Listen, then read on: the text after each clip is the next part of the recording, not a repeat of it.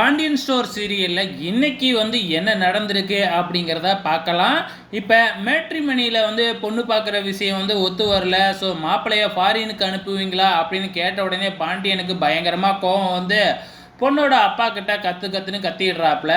So அந்த டென்ஷனில் தான் பாண்டியன் இப்போ இருந்துக்கிட்டு இருக்கிறாரு. இந்த நேரம் பார்த்து நம்ம ராஜி பார்த்தீங்கன்னா காலேஜ் போகிறதுக்காக பஸ்ஸுக்கு காசு கூட இல்லாமல் இப்போ தவிச்சுக்கிட்டு இருக்கிறாங்க. கையில் எட்டு ரூபா தான் இருக்குது. இதை வச்சுக்கிட்டு எப்படி பஸ்ஸில் போகிறது அப்படின்னு சொல்லி தயங்கிக்கிட்டே இருக்கிறாங்க. ஸோ கோமதி கிட்ட தயங்கி நின்றுக்கிட்டே இருக்கிறாங்க. ஸோ கோமதி புரிஞ்சுக்கிறாங்க. அப்போ காசு உனக்கு வேணுமா அப்படின்னு சொல்லி கேட்கும்பொழுது ஆமாத்த அப்படின்னு சொன்ன உடனே நம்ம கோமதி சட்டி புட்டியெல்லாம் உருட்டி பார்க்குறாங்க. ஒரு பைசா கூட இல்லவே இல்லை. வேறு வழியே இல்லை. கடைசியாக போயிட்டு பாண்டியன்கிட்ட தான் கேட்டாகணும். ஸோ நேராக போயிட்டு பாண்டியன்கிட்டயே கேட்குறாங்க. பாண்டியன் ஏற்கனவே டென்ஷனில் இருக்கிறாரு இல்லையா, அந்த டென்ஷனில் பார்த்திங்கன்னா பிடிச்சி திட்டி விட்டுறாரு. அவனே ஒரு தண்டம், இப்போ இந்த பொண்ணுக்கு வேறையா ஒரு தண்டமாக காசு கொடுக்கணுமா அப்படிங்கிற மாதிரி பேசிடுறாரு. இது ராஜி காதில் விழுந்துருது. ராஜி அழுவ ஆரம்பிச்சிடுறாங்க. ராஜி காதில் மட்டும் இல்லைங்க, நம்ம கதிர் காதுலேயும் விழுந்துடுறதுங்க. கதிரும் ரொம்பவுமே ஃபீல் பண்ணுறாங்க. ஸோ அதுக்கப்புறம் எப்படியோ கோமதி கிட்ட காசை கொடுத்து அனுப்பிச்சுட்றாரு. ஆனால் கோமதி காசு கொடுக்கும் பொழுதே இல்லை எனக்கு காசு வேணாம் அப்படின்னு சொல்லிட்டு நம்ம ராஜி அங்கேருந்து கிளம்பிடுறாங்க. இப்போ ராஜி கிட்ட தான் காசு இல்லையே, எப்படி காலேஜுக்கு பஸ்ஸில் போவாங்க?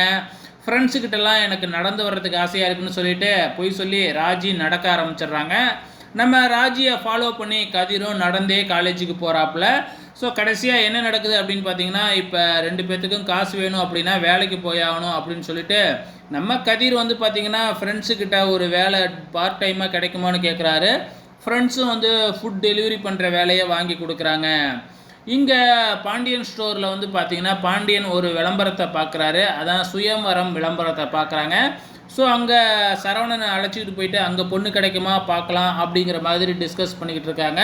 அதை கோமதிக்கிட்டேயும் சொல்லிடுறாப்புல. அது மட்டும் இல்லை, காலையில் பார்த்திங்கன்னா பேசுனதுக்கு பார்த்திங்கன்னா மன்னிப்பும் கேட்குறாரு. நான் ஏதோ கோவத்தில் இருந்தேன், அதனால தான் அப்படி பேசிட்டேன் அப்படின்னு சொல்கிறாங்க. கோமதியும் அந்த பொண்ணு நம்ம பேசுனதை கேட்டுச்சாட்டுக்கு பணத்தை கூட வாங்கலை அப்படிங்கிற மாதிரி சொல்கிறாங்க. ஸோ இதுக்கப்புறம் இப்படிலாம் நடக்கக்கூடாது. அந்த பொண்ணு பணம் கேட்குறதுக்கு முன்னாடியே நீ கொடுத்துரு. ஸோ அந்த ராஜி பிள்ளைக்கு வேணால் நான் எவ்வளோ வேணுமாலும் காசு கொடுக்குறேன், ஆனால் அந்த கதிருக்கு ஒரு பைசா கூட கொடுக்கவே மாட்டேன், அதை அவனே சம்பாரிச்சுக்க சொல்லு அப்படிங்கிற மாதிரி பாண்டியன் சொல்லிடுறாப்புல. ஸோ இன்றைக்கி இதுதான் நடந்திருக்கு. வெயிட் பண்ணி பார்க்கலாம் நாளைக்கு என்ன நடக்குதுன்னு.